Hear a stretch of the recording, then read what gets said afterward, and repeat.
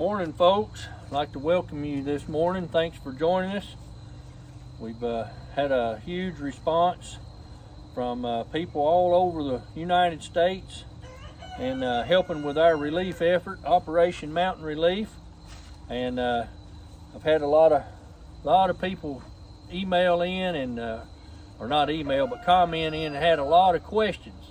So I thought this morning I'd try to answer some of these questions and let you know kind of what all happened up there, and give you some numbers and get this out there so people can kind of understand what happened. Now, the death toll, somebody commented last night, what about the body count? The death toll is still unknown. This is an area where they don't want to talk about it. The majority of the homeless population in Asheville is gone. There's no trace of them. And unless a family has reported a missing, they're not even talking about that. But anyway, there's a lot of people still missing. Now, if you look on the news, you're going to see where they say only 20 more is missing or something like that. That body count that they've got is way, way off. They're downplaying it. If there's any downplay at all, most of the regular media's dropped the subject now, and it's being pushed by the wayside. They're more concentrated on the election and stuff, and less on anything that happened with Hurricane Helene. So the death toll is still unknown, may never be known. There's a lot of people back in those mountains that are still unaccounted for. If you've seen any of the videos that Eustace Conway's putting on, he's saying, and he's up in the northern part where I was at, up above Watauga County in Deep Gap, North Carolina. That's where he resides. He says the numbers is in the thousands. And you know, he's a mountain man. He knows a lot of these people back up in the hills and such. He's probably got a pretty good idea himself, but you're not going to hear those numbers out of the government. They're trying to keep it sounds like, in the 200 range, because between all the 6 states it was hit during this thing, and a lot of Appalachia tore all to pieces. They're saying 215 as of yesterday, but we know that's way off. There was 70 bodies in Lake Lure tagged, and they quit counting. And that came from one of the sheriff's deputies up there. There's 10 million cubic yards of debris, and that's a conservative estimate. If you remember, they talked about just in the Appalachian Mountains right there, the debris field covered a length of 600 miles long. Now, that is a tremendous amount of stuff, and a lot of that stuff is compacted like concrete due to the silt and the mud that was forced in there and filling in all that brush and debris and stuff. It's taking excavators to dig it out. The amount of rainfall that fell in western North Carolina was 31.33 inches of rain. Now, keep in mind, that was just for the hurricane. The week prior to that, about 4 to 5 days, there was another system that came through that dumped 9 inches of rain over that area, and that's what had the lakes and the rivers and the creeks already full before the hurricane hit. So you're talking about, in a 6-7 day period, they had over 40 inches of rain up in the mountains. Now, the Shenandoah River, I got some numbers on it. It crested at 26.1 feet above flood stage, and the old record from 1916's flood was 20.7. So it was basically 6 feet above flood, above the old record. Now, the flood stage is 10 feet in Shenandoah. That's what they call a flood up there, is 10 feet at the crest. Now, the French Broad River, it crested at 24.67 feet in Asheville. The old record was 23 feet back in 1916, and the actual flood stage is 9.5 feet. So you can see, folks, this thing was way bigger than the 1916 flood, and that's why we had all this devastation. Mixed that in with all the mudslides and stuff, and it was a horrendous event. Now, talking with some of the people up there that lived right beside the river, they was telling me that the rocks coming down the river sound like gunshots going off. It was very, very loud. These big rocks tumbling in the water and stuff coming down the mountains from the river. Said, and that's why all the rivers is just full of rock. All these rocks come off of the mountains and filled these stream beds and river beds up, and washed all that silt out and exposed more of what was already there. But they talk like the sound of those rocks coming through there, and said you could feel it shaking the ground. It must have been unbelievable. I bet they was just absolutely scared to death of what they was hearing and seeing. Right now they're saying there's 100 bridges that's got to be totally replaced up in the mountains. That's right now. And there's probably more to come. There's a lot of them compromised. A lot of them they're going to switch a bridge out and put in culverts to try to speed it up and make it more efficient and give the creeks and stuff, because a lot of them come in at an angle. They call it a skew, and that way they can keep the water current where it turns right at the road and goes under the road, keep it from eating out underneath the road on another event.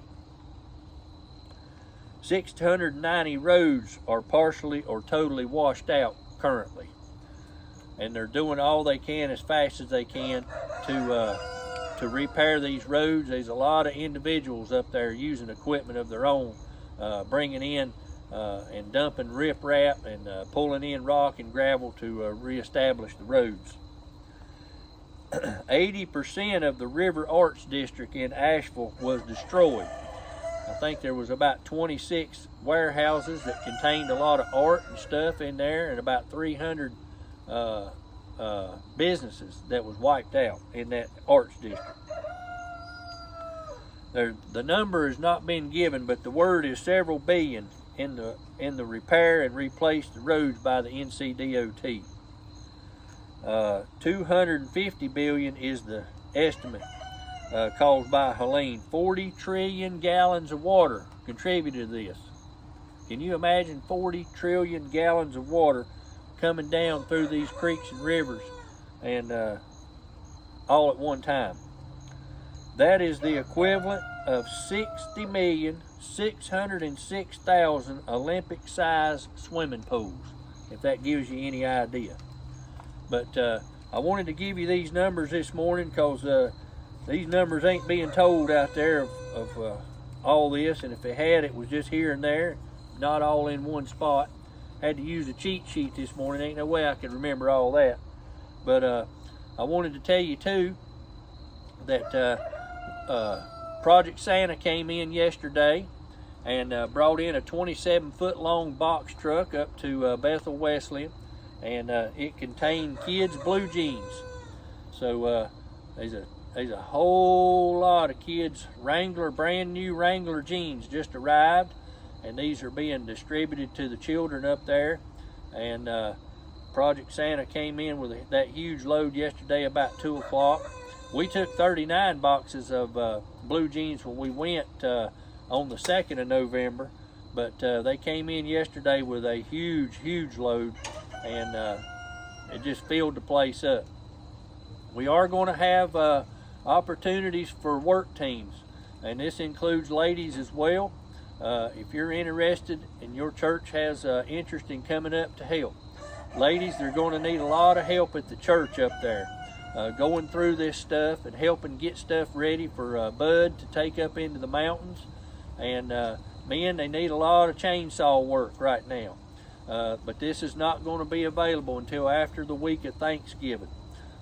We've got a facility lined up that's going to be able to house some people, and we'll have further details on that in some future videos. But I wanted to let everybody know that this was happening, and there's going to be opportunities to serve if you're interested in coming to help. And that way we've been hesitant about bringing anybody up because of all the toxic stuff that we're running into on the ground out there. You got to keep in mind all this asbestos that was on these houses. A lot of people that had farms up there, there was a lot of pesticides and herbicides. There's also in the river areas in the towns like Swananoa and Asheville, all these warehouses and businesses that were flooded. A lot of chemicals was in those businesses, and now all of that stuff's in the water and in the dirt and everything. So we've let the cleanup go to the people that was prepared to, and had capabilities of doing it, and also by being safe.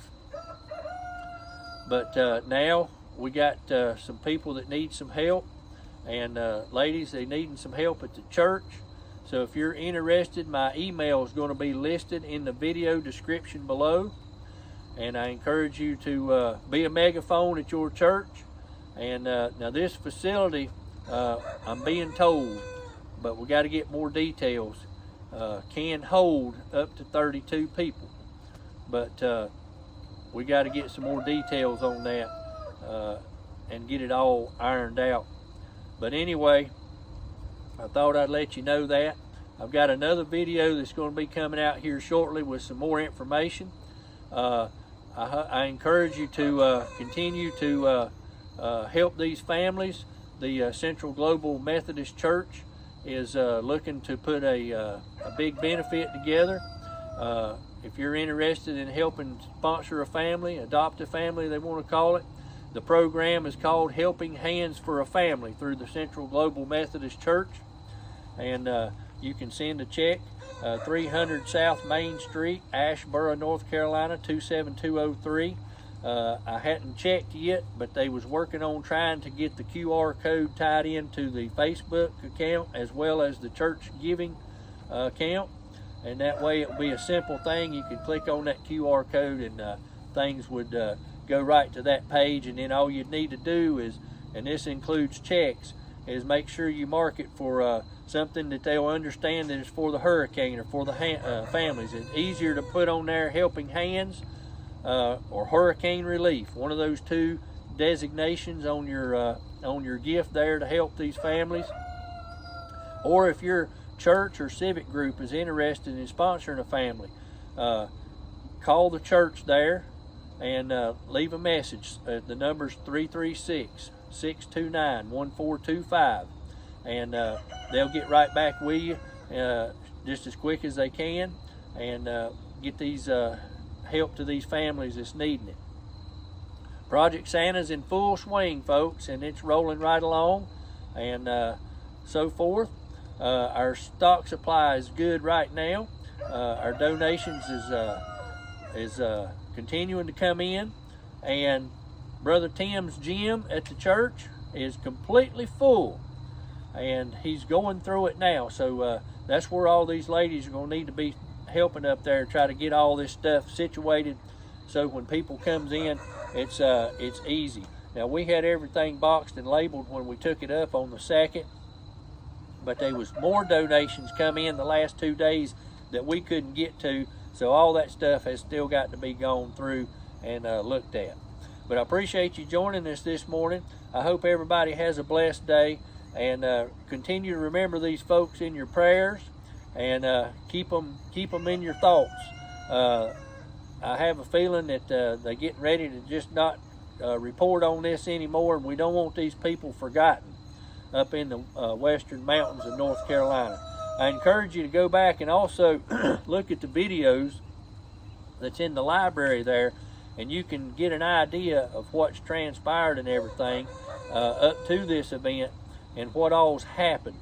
And this will give you a good idea of everything. I know some of you may be new to the channel, and you're not familiar with what we've been doing, and you can go back and take a look at these. There's also some pictures and stuff in the community tab that we've taken, and you'll be able to see some of that. I appreciate you joining us this morning. Hope you have a blessed day.